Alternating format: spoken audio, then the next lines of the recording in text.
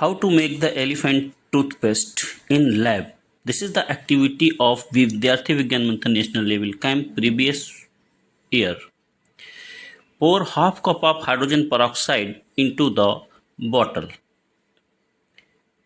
Add 10 drops of food coloring into the bottle and mix 1 tablespoon of liquid dish soap into the bottle.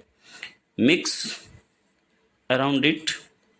Now in separate cup combine warm water and yeast and mix it about 30 seconds. Now it add it to the bottle and you can see the elephant toothpaste. Thank you.